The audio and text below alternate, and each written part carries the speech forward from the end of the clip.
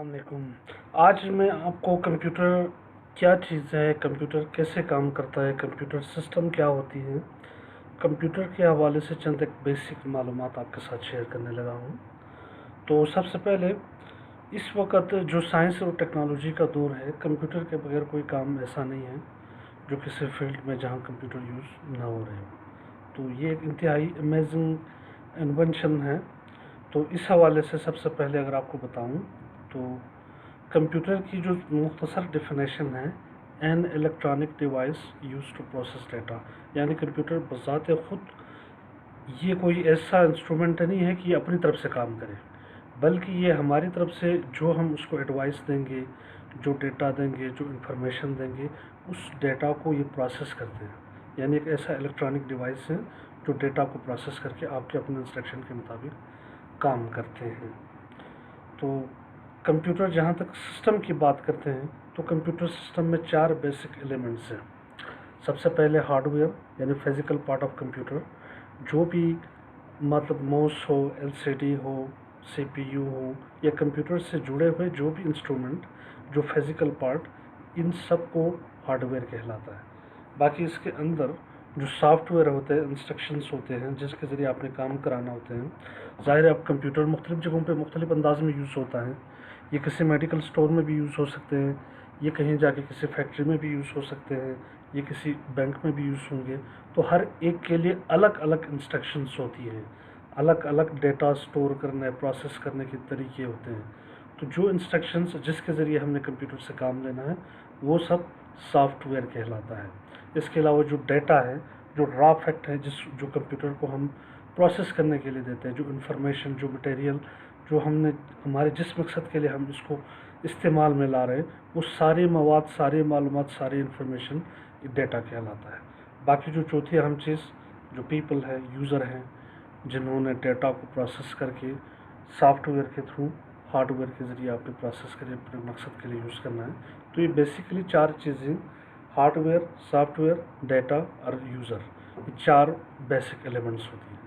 बाकी कंप्यूटर के जो मेजर कंपोनेंट्स हैं, मेजर जो वो हैं, इसके अंदर मेन बेसिकली 2 किस्म के डिवाइसेस होते हैं, एक इनपुट डिवाइस, एक आउटपुट डिवाइस। इनपुट डिवाइसेस वो इंस्ट्रूमेंट्स, वो आलात जिनके ज़रिए आपने डेटा, इंफॉर्मेशन, मालूमात कंप्यूटर को देना होती हैं। जब आपने जिस वक्त आपको वो डेटा चाहिए, प्रोसेस करने के बाद अगर आप चेक करना चाहें, देखना चाहें, इसका आउटपुट आप मतलब निकालना चाहें, तो वो सारे डिवाइसेस जो आपको डेटा आउटपुट करके दे दें प्रोसेस करने के बाद, उनको आउटपुट डिवाइस कहलाते हैं। यानी इनपुट डिवाइसेस, आउटपुट डिवाइसेस, इनकी 2 बड़ी मेन कंपोनेंट्स हैं।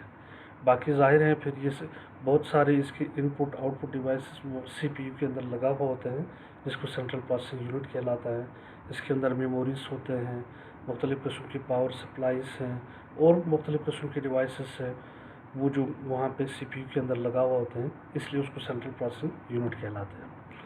बाकी जो हार्डवेयर में, यानी इसका जो कंप्यूटर सिस्टम के अंदर जो सबसे बेसिक चीज़ है, हार्डवेयर के अंदर कौन कौन सी चीज़ें आती हैं, यानी हर वो जो फिज़िकल पार्ट जो कंप्यूटर के ज़रिए जुड़े हुए हैं, जिसको आप फिज़िकली टच कर सकते हैं, चाहे वो इनपुट डिवाइस हो, चाहे वो आउटपुट डिवाइस हो, सारे हार्डवेयर कहलाते हैं।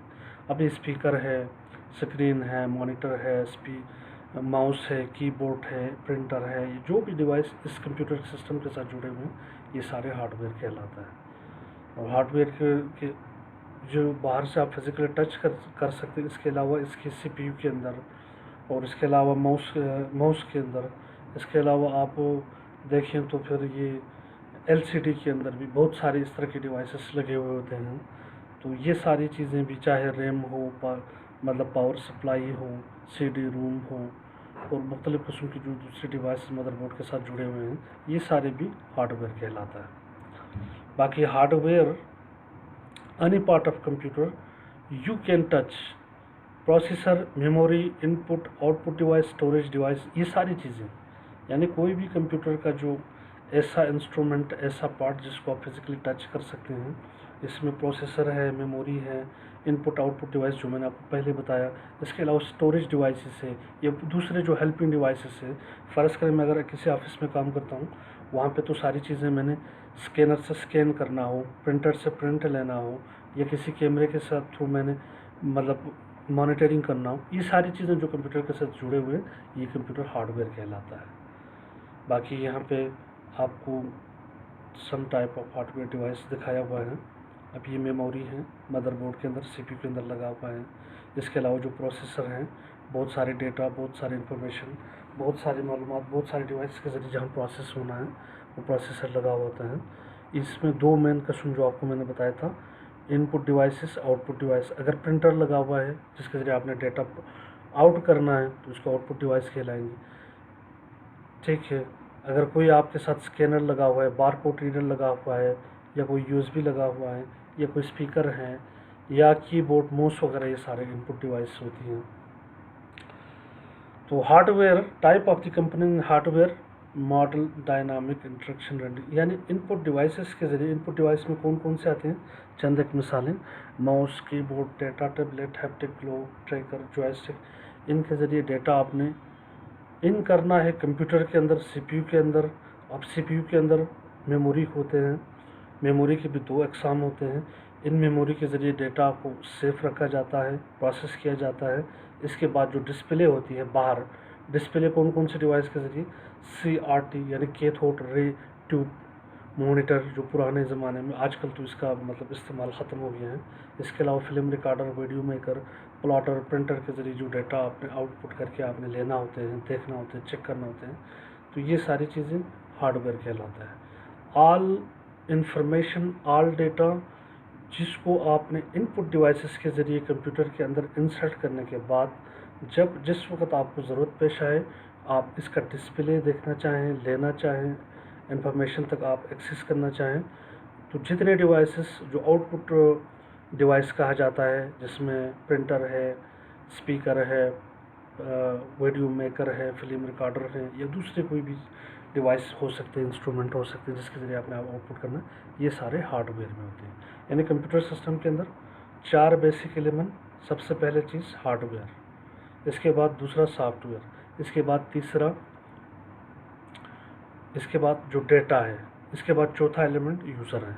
तो आज हम आपको हार्डवेयर के ज़रिए इनपुट डिवाइस क्या होते हैं ये देखें। ये सारी चीज़ें इनपुट डिवाइस हैं। अब ये कैमरा, वेब कैम, इसको आउटपुट के तौर पर यूज़ होता है, इनपुट के तौर पर। अब ये स्कैनर है, टच स्क्रीन है, जॉयस्टिक है, ट्रैक बॉल है, माइक्रोफोन है, कीबोर्ड है, माउस है, ये सारी इनपुट डिवाइसेस के चंद एक एग्जांपल्स हैं।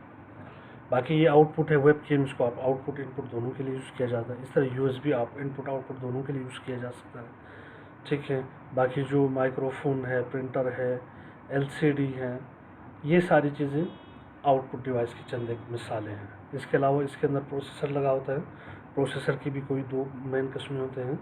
एक प्रोसेसर ऑन चिप मेमोरी होती है, दूसरा जो यूनी प्रोसेसर, मल्टी प्रोसेसर, इसके भी मज़ीद दो किस्में हैं। ये जो मैंने आपको यहाँ चार्ट के ज़रिए दिखाने की कोशिश की गई है। तो अब जब आप हार्डवेयर की बात करते हैं तो हार्डवेयर के अंदर एक सबसे अहम हिस्सा इसका मेमोरी होती है कंप्यूटर की, यानी डेटा स्टोरेज होती है। यानी जाहिर है जब इसका जो तीसरा मेन फैक्टर है एलिमेंट से डेटा इंफॉर्मेशन जो आप कंप्यूटर को देते हैं वहाँ पे स्टोर रखना होते हैं, तो ये कैसे स्टोर रखते हैं, इसके लिए कौन कौन से डिवाइस, कौन कौन से हार्डवेयर यूज़ होता है। इसके अंदर रैम होती है, एक्सटर्नल हार्ड डिस्क होती है, इंटरनल कंप्यूटर CPU के अंदर हार्ड डिस्क लगे हुए होते हैं मुख्तलिफ रेंज के, मुख्तलिफ कैपेसिटी के। इसके अलावा ये जो CD रोम है, CD, फ्लॉपी डिस्क, अब इनका इस्तेमाल इस वक्त तो ख़त्म हो गया है, लेकिन ये भी एक डेटा स्टोरेज डिवाइस के तौर पर यूज़ होता था हार्डवेयर के तौर पर। तो ये सारे, अब मेमोरी को अगर आप देखा जाए तो मेमोरी की दो किस्में हैं, एक प्राइमरी मेमोरी, दूसरा सेकेंडरी मेमोरी। प्राइमरी मेमोरी से मुराद रैम और रोम है, यानी रैंडम एक्सेस मेमोरी, जो बाहर से आप इंफॉर्मेशन जिस रफ्तार से लेना होती है ये रैम के ज़रिए प्रोसेस होती है। रीड ऑनली मेमोरी, कंप्यूटर के अंदर डेटा जितनी है वो सारे स्टोरेज रखने के बाद आपने बवक्त ज़रूरत जब आपने इसको यूज़ करना हो, इस्तेमाल में लाना हो, तो वो सारा डेटा रूम के अंदर होता है, रीड ऑनली मेमोरी के अंदर। बाकी जो सेकेंडरी स्टोरेज है, सेकेंडरी मेमोरीज हैं, इसमें एक्सटर्नल हार्ड डिस्क भी हो सकते हैं, कोई DVD हो सकते हैं, कोई USB हो सकते हैं। यानी जो भी डेटा, जो भी इंफॉर्मेशन आपकी PC से हटकर अगर किसी और स्टोरेज के अंदर, किसी और डिवाइस के अंदर अगर आप सेफ रखना चाहें तो उसको सेकेंडरी मेमोरी कहा जाता है।